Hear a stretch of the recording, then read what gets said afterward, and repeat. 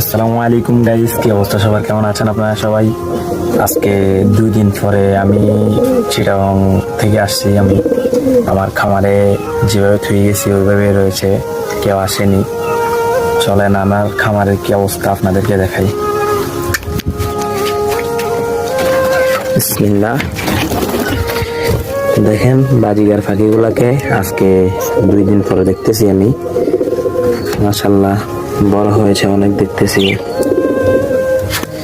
মুরগিগুলাকে এসে ছেড়ে দিয়েছি আমি, কারণ মুরগিগুলা অনেক দিন 2 দিন হয়তো বা মুরগিগুলা খানা ফেলে দিয়েছে। আমি ভিতরে যেভাবে দিয়ে গিয়েছিলাম আসে দেখতেছি খাওয়া দাওয়ার কিছুই নেই, পানিগুলো শুকিয়ে গেছে, ওরা ফেলে দিয়ে গিয়েছে। ওই জন্য আমি ছেড়ে দিয়েছি, নিচেরগুলা টোকাই খাইতেছে ওরা।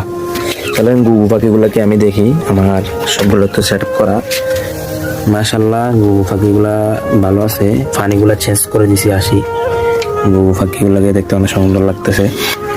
ওই যে আমার হ্যান্ড ফিটিং করা 2টা বাজিগার পাখির বাচ্চা ছিল না, ওই জন্যটা আলহামদুলিল্লাহ দেখতে অনেক ভালো আছে মাশাআল্লাহ। এখানে কবুতরগুলা ওইখানে বসে আছে, আমার কবুতরগুলা। এই যে আমার বুলবুলি, ওটা কিন্তু বুলবুলি না, ওটা বুলবুলা হয়ে গিয়েছে। আমি ওইটাকে হয়তোবা জানতাম এটা বুলবুলি হবে, আই মিন ফিমেল হবে, এটা মেল হয়ে গিয়েছে। এখন বড় হওয়ার পর দেখতেছি যে এটা মেল হয়ে গিয়েছে। চলেন দেখি আমার কোয়েল পাখিগুলা। মাশাআল্লাহ এই যে কোয়েল পাখিগুলাকে দেখতে অনেক সুন্দর লাগতেছে।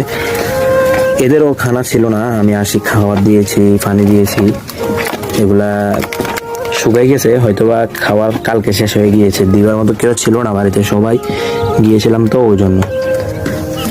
তো আজকের ভিডিওটা এই পর্যন্তই। আমি খামারটাকে একটু গোছাবো, সবাই আমার জন্য দোয়া করবেন।